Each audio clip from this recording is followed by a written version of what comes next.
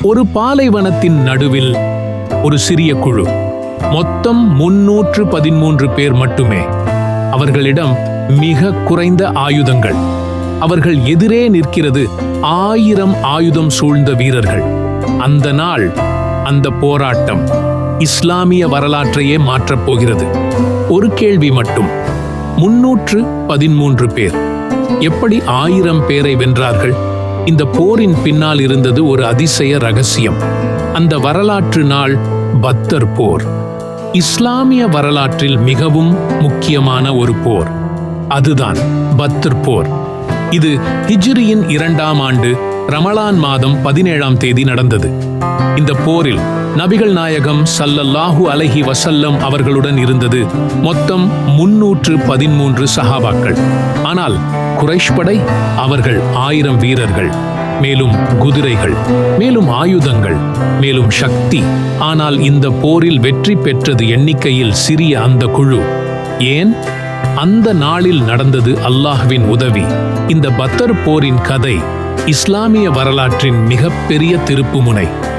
மக்காவில் முஸ்லிம்கள் கடுமையாக துன்புறுத்தப்பட்டனர்.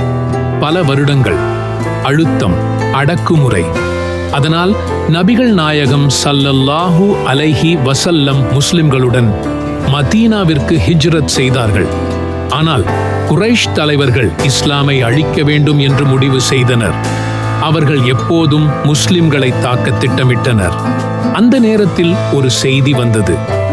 மக்காவிலிருந்து ஒரு பெரிய வர்த்தக கேரவன் மதீனாவிற்கு அருகே செல்கிறது. இந்த கேரவனை தடுக்க நபிகள் நாயகம் ஸல்லல்லாஹு அலைஹி வஸல்லம் ஒரு சிறிய குழுவுடன் வெளியேறினார்கள். அவர்கள் போருக்காக வரவில்லை, ஆனால் நிகழ்வுகள் மிக விரைவாக மாறப்போகின்றன. குறைஷ் தலைவர்கள் இந்த செய்தியை கேட்டதும் உடனே ஒரு பெரிய படையை அனுப்பினர். அவர்களின் நோக்கம் தெளிவாக இருந்தது. முஸ்லிம்களை முற்றிலும் அழிக்க வேண்டும். 1000 வீரர்கள், பல குதிரைகள், பல ஒட்டகங்கள், மிகப்பெரிய ஆயுதங்கள்.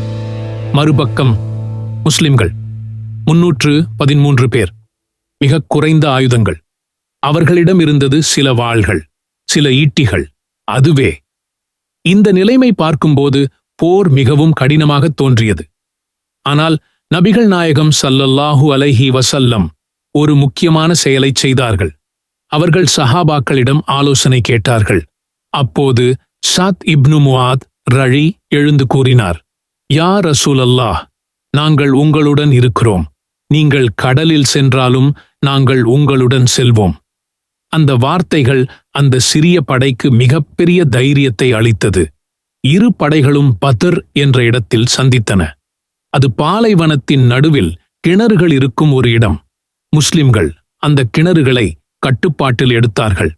இது ஒரு முக்கியமான இராணுவ தீர்மானம். அந்த இரவு நபிகள் நாயகம் ஸல்லல்லாஹு அலைஹி வஸல்லம் முழு இரவும் அல்லாஹ்விடம் துஆ செய்தார்கள். அவர்கள் கூறினார்கள், யா அல்லாஹ், இந்த சிறிய குழு இன்று அழிந்துவிட்டால் பூமியில் உன்னை வணங்க யாரும் இருக்க மாட்டார்கள். அந்த துஆ, அந்த நேர்மை, அந்த நம்பிக்கை அல்லாஹ்வின் அர்ஷை நடுங்க வைத்தது. அடுத்த நாள் காலை, பத்ர் போரின் நாள். போர் ஆரம்பமானது ஒரு பாரம்பரிய மோதலுடன். முதலில் இரு படைகளிலிருந்து 3 வீரர்கள் மோதினர். முஸ்லிம்கள் பக்கம் ஹம்சா ரழி, அலி ரழி, உபைதா ரழி. அவர்கள் குறைஷ் வீரர்களை தோற்கடித்தனர். அது முஸ்லிம்களுக்கு முதல் உற்சாகம். பின் முழு போர் ஆரம்பமானது. அந்த நேரத்தில் அல்லாஹ் ஒரு அதிசய உதவியை அனுப்பினார். குர்ஆன் கூறுகிறது, நிச்சயமாக அல்லாஹ் பத்ரில் உங்களுக்கு உதவி செய்தான். அந்த போரில் அல்லாஹ் மலக்குகளை அனுப்பினார். சஹாபாக்கள் வானிலிருந்து உதவி வந்ததை உணர்ந்தார்கள். குறைஷ் படை மெதுவாக உடைந்தது. அவர்கள் பயந்து ஓட ஆரம்பித்தார்கள். அந்த நாள் முஸ்லிம்கள் ஒரு பெரிய வெற்றியை பெற்றார்கள்.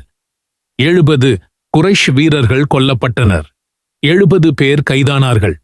இந்த வெற்றி முஸ்லிம்களின் வரலாற்றில் ஒரு மிகப்பெரிய திருப்புமுனை. பத்ர் போர் ஒரு சாதாரண போர் அல்ல. இது ஒரு பாடம். எண்ணிக்கை முக்கியமல்ல, ஆயுதம் முக்கியமல்ல. முக்கியமானது நம்பிக்கை. அல்லாஹ்வின் மீது முழு நம்பிக்கை இருந்தால் அசாத்தியம் கூட சாத்தியமாகும். 313 பேர் 1000 பேரை வென்றார்கள். ஏன்? ஏனெனில் அவர்கள் அல்லாஹ்வை நம்பினர். இன்று நாமும் இந்த பாடத்தை மறக்கக்கூடாது. நம்பிக்கை, ஒற்றுமை, நேர்மை, இந்த மூன்றும் இருந்தால் எந்த சவாலையும் வெல்ல முடியும்.